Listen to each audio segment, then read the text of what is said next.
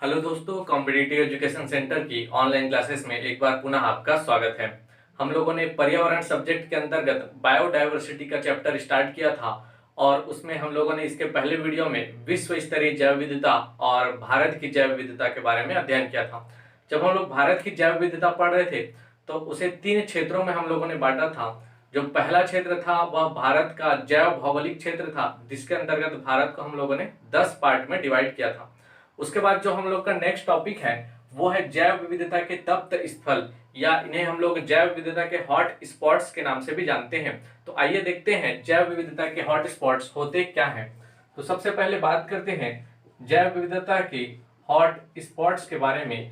तो जैव विविधता के हॉट स्पॉट्स, अगर इसके बारे में बात करें तो यह जैव विविधता के ही क्षेत्र होते हैं, अर्थात जो हॉट स्पॉट्स हैं वो जैव विविधता के ही क्षेत्र होते हैं। अगर इन्हें हम परिभाषित करें तो कुछ इस प्रकार से कर सकते हैं। जैव विविधता के ऐसे क्षेत्र जहां सर्वाधिक जैव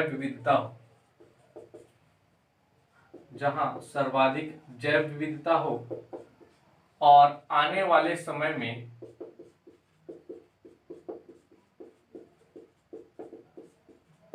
वहां की जैव विविधता को खतरा हो।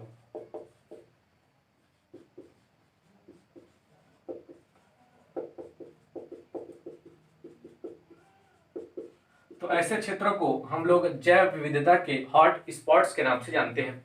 एक बार मैं इसे फिर से रिपीट कर रहा हूं। जैव विविधता के ऐसे क्षेत्र जहां वर्तमान में तो जैव विविधता सर्वाधिक है, लेकिन आने वाले कुछ समयों में किसी विशेष परिस्थिति के कारण वहां की अगर जैव विविधता को खतरा हो तो ऐसे क्षेत्रों को जैव विविधता के हॉट स्पॉट्स के नाम से जाना जाता है। और यह जो जैव विविधता की अवधारणा है, या इसके कह लेते हैं हम सिद्धांत, इस जैव विविधता के सिद्धांत तो दिया था नॉर्मन मायर्स ने। ये नाम आप याद रखिएगा। जैव विविधता का जो सिद्धांत है, जो हॉट स्पॉट्स का सिद्धांत है, वह नॉर्मन मायर्स के द्वारा दिया गया था। जैव विविधता की संरक्षण की 2 विधियां होती हैं। एक होता है स्वस्थानिक संरक्षण और एक बाह्य स्थानिक संरक्षण, जिसके बारे में आगे हम लोग डिटेल में देखेंगे। तो जो स्वस्थानिक संरक्षण है उसमें जीवों को उनके प्राकृतिक आवासों में संरक्षण प्रदान किया जाता है। और जब इस स्वस्थानिक संरक्षण की प्राथमिकता तय की जानी थी तो उसी समय जो नॉर्मन मायर्स नाम के साइंटिस्ट हैं, इन्होंने हॉट स्पॉट की सिद्धांत को दिया था। अगर इसमें बात करें तो किसी भी क्षेत्र को हॉट स्पॉट घोषित करने के लिए 2 प्रमुख मापदंड होती है, या 2 प्रमुख, इन्हें हम शर्तें कह सकते हैं कि अगर किसी भी क्षेत्र को हॉट स्पॉट बनाना है तो उसे 2 प्रमुख मापदंड को पूरा करना होगा। जिसमें से पहला है, जिस क्षेत्र को हम जैव विविधता के क्षेत्र डिक्लेयर करने जा रहे हैं वहां की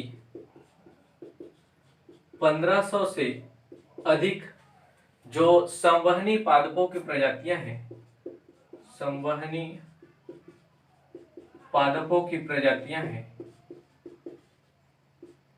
वह स्थानीय होनी चाहिए।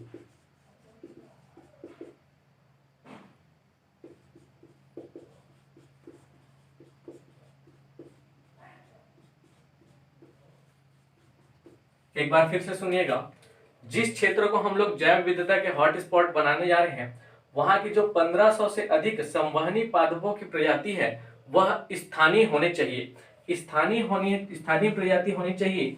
यहाँ से तात्पर्य है कि जो प्रजाति उस क्षेत्र में पाई जा रही है वह किसी अन्य क्षेत्र में नहीं पाई जानी चाहिए, यानी वह उस क्षेत्र की विशिष्ट प्रजाति होनी चाहिए। तब उस क्षेत्र को हॉट स्पॉट के रूप में डिक्लेयर किया जा सकता है।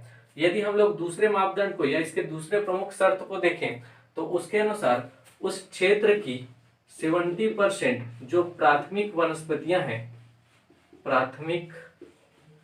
वनस्पतियां समाप्त हो चुकी होनी चाहिए।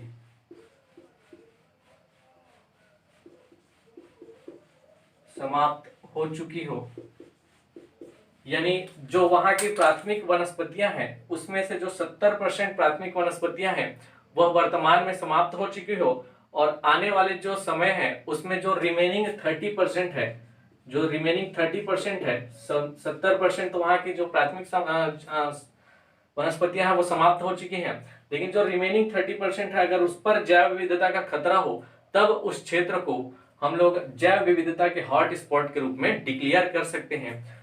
इन दो मापदंडों के बारे में याद रखिएगा, ये हो सकता है आपसे क्वेश्चन में ऑप्शन देकर इन्हें पूछ लिया जाए। यह जो नॉर्मन मेयर्स का जो नाम है, जो जैव विविधता के हॉट स्पॉट के सिद्धांत को दिया था जिन्होंने, इनके बारे में जो एसीएफ 2017 है उसके एग्जाम में पूछा जा चुका है। एसीएफ 2017 में यह क्वेश्चन पूछा जा चुका है और यह दो मापदंड को आप नेक्स्ट एग्जाम के लिए याद रखिएगा। इसके बारे में अगर हम लोग आगे देखते हैं तो अगर पूरे विश्व की बात करें तो विश्व में कुल 36 हॉट स्पॉट्स हैं, 36 हॉट स्पॉट्स हैं और इन 36 हॉट स्पॉट्स में से भारत में हॉट स्पॉट की संख्या 4 है। तो यह आंकड़ा आप डायरेक्ट याद रखिएगा कि अगर भारत में हॉट स्पॉट की संख्या पूछी जाए तो भारत में 4 हॉट स्पॉट्स हैं, जिसके आगे हम लोग अब नाम को देखते हैं। अगर भारत में हॉट स्पॉट की बात की जाए तो उसकी संख्या 4 है, यह अंक आप याद रखिएगा। भारत में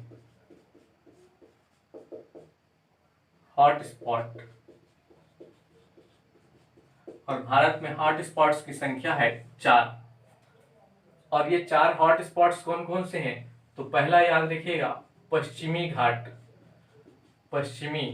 घाट।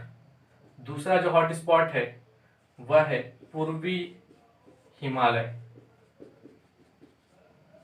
तीसरे हॉट स्पॉट की बात करें तो यह है इंडो बर्मा और जो चौथा हॉट स्पॉट है वह है सुंडालैंड। तो ये 4 प्रमुख हॉट स्पॉट हैं हमारे भारत में। अगर इसको मैप में देखें तो ये हमारा भारत,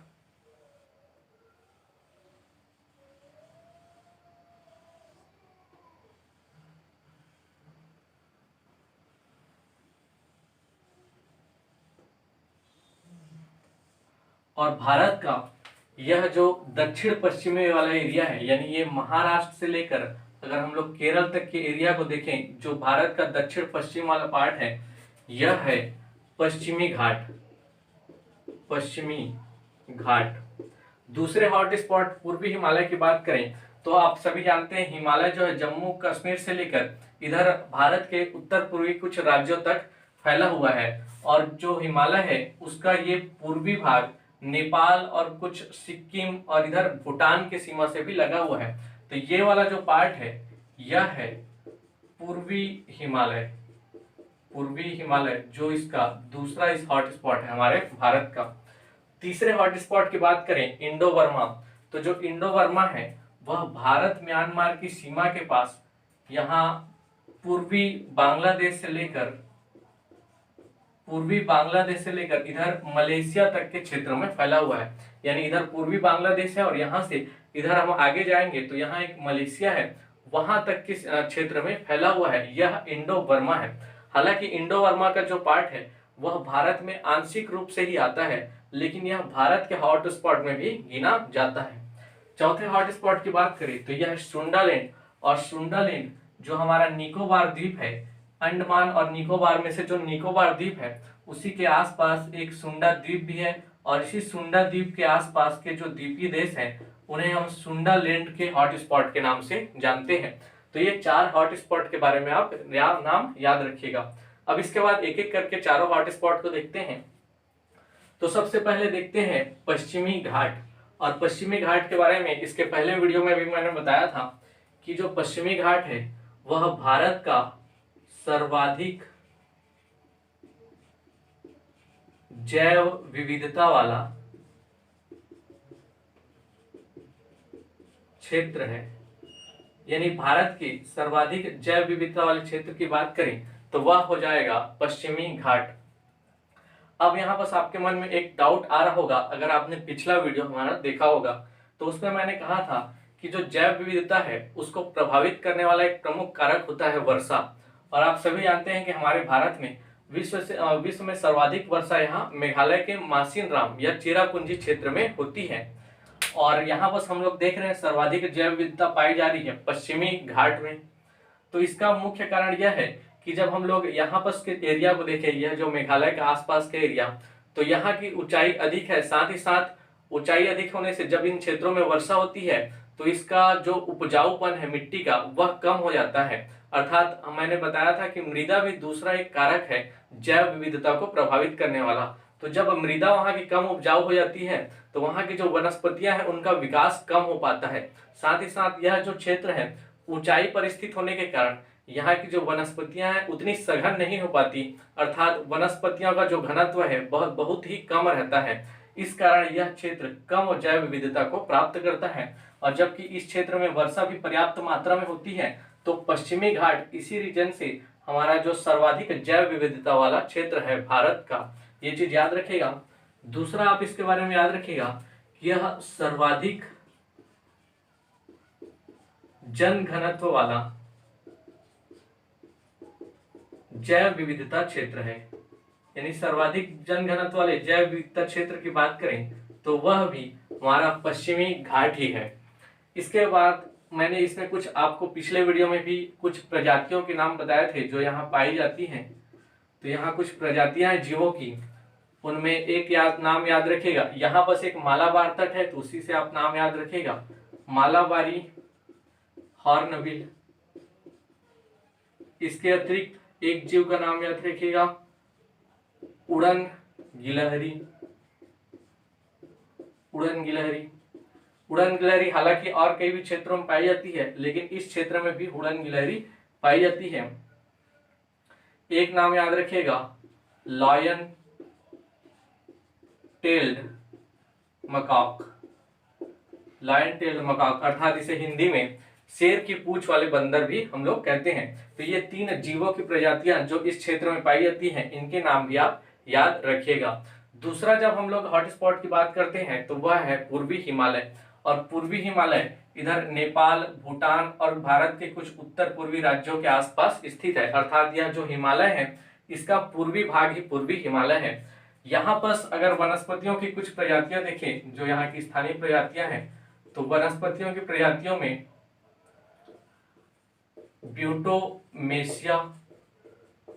ब्यूटोमेसिया और एक प्रजाति याद रखिएगा स्टेकी यूरेशिया। ब्यूटोमेसिया और स्टेकी यूरेशिया, एक बार फिर से सुनिएगा, ब्यूटोमेसिया और स्टेकी यूरेशिया यहाँ की जो वनस्पतियां हैं उनकी प्रजातियां हैं। साथ ही साथ यहाँ जीवों की कुछ पाई जाने वाली प्रजातियां देखें तो जीवों की प्रजातियों में एक आप याद रखिएगा सुनहरा बंदर, हिमालयी ताहर। एक सुनहरा बंदर पूर्वी हिमालय क्षेत्र में पाया जाता है, साथ ही साथ हिमालयी ताहर भी इस क्षेत्र में पाया जाता है। और एक जीव याद रखिएगा पिग्मी हॉग। यह जो तीन जीव हैं यह भी पूर्वी हिमालय क्षेत्र में पाए जाते हैं, तो इनके नाम भी आप याद रखिएगा। तीसरा जो बात कर रहे हैं हम लोग इंडो वर्मा क्षेत्र की, यह जो इंडो वर्मा क्षेत्र है मैंने अभी आपको बताया कि पूर्वी बांग्लादेश से लेकर इधर आगे जाएंगे तो हिमालय तक के क्षेत्र में फैला हुआ है। इसका जो विस्तार है वह भारत में आंशिक ही इसका विस्तार है, यानी पूर्ण रूप से यह भारत में स्थित नहीं है, लेकिन यह भारत के हॉट स्पॉट में आता है। अगर इसमें पाए जाने वाले कुछ वनस्पति के प्रजातियां देखें तो अदरक यहाँ की स्थानीय प्रजाति है, याद रखिएगा अदरक इस क्षेत्र की स्थानीय प्रजाति है। इसके अतिरिक्त यहाँ बंदर की कुछ प्रजातियां जैसे बंदर, लंगूर और गिब्बन, इस प्रकार की बंदर की ये कुछ प्रजातियां पाई जाती हैं। इसके अतिरिक्त यहाँ स्वच्छ पानी के कछुए भी पाए जाते हैं, याद रखिएगा इस क्षेत्र में स्वच्छ पानी के कछुए पाए जाते हैं। तो यह हो गया इंडो बर्मा क्षेत्र के बारे में। आगे बात करें सुंडालैंड निकोबार के समीप आसपास के द्वीपीय देश में स्थित है। और यहाँ की जो प्रमुख प्रजातियां हैं उसमें याद रखिएगा प्रवाल और कुछ समुद्री कछुए भी इस क्षेत्र में पाए जाते हैं। तो यह दो प्रजातियां आप इसके बारे में याद रखिएगा। तो ये हो गए हमारे भारत के जो 4 हॉट स्पॉट्स हैं उनके बारे में, पश्चिमी घाट, पूर्वी हिमालय, इंडो बर्मा और सुंडालेन। इसको आप एक बार अपने से रिपीट करिएगा ताकि ये आपको याद हो जाए। आगे हम लोग बात करते हैं समुद्री जैव विविधता क्षेत्र के बारे में।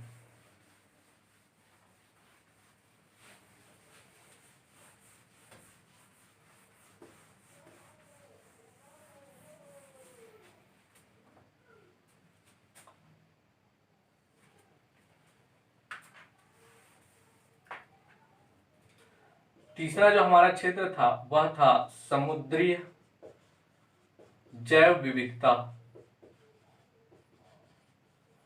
और समुद्री जैव विविधता यहाँ आप देख सकते हैं, यह भी जैव विविधता के ही क्षेत्र है, लेकिन अगर समुद्र के अंतर्गत जो जीवों की या वनस्पतियों की प्रजातियां हैं उनमें विभिन्नता पाई जाए तब उसे हम लोग समुद्री जैव विविधता में काउंट करते हैं। अर्थात हम लोग अगर जो जैव विविधता है उसको समुद्री क्षेत्र में देखें तो वही समुद्री जैव विविधता कहलाती है। और समुद्री जैव विविधता के अंतर्गत हम लोग एस्चुरी या जिसे हम लोग हिंदी में ज्वार नदमुख, प्रवाल और जो मैग्रोव वनस्पति हैं उन्हें इन तीनों को शामिल किया जाता है समुद्री जैव विविधता के अंतर्गत।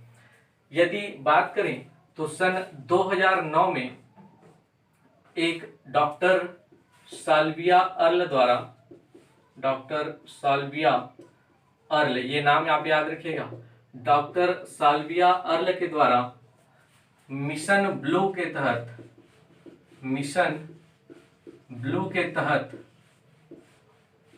हॉप स्पॉट की संकल्पना प्रस्तुत की गई थी। याद रखिएगा ये HOPE हॉप स्पॉट है, हॉप स्पॉट, जबकि इसके पहले जो हम लोगों ने पढ़ा था वो हॉट स्पॉट था। तो ये हॉप स्पॉट समुद्री क्षेत्र के अंतर्गत जब पानी के अंदर जीवों और वनस्पतियों का संरक्षण किया जाता है तब उस क्षेत्र को हॉप स्पॉट कहते हैं।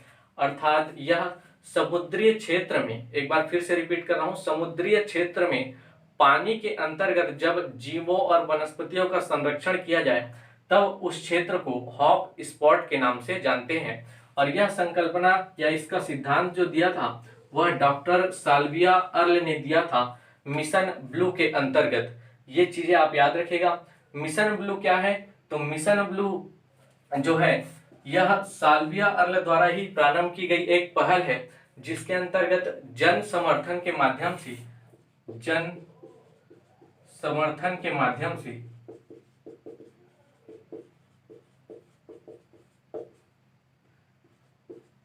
समुद्र के अंतर्गत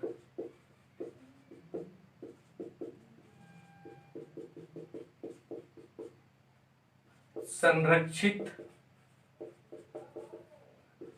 क्षेत्रों का वैश्विक नेटवर्क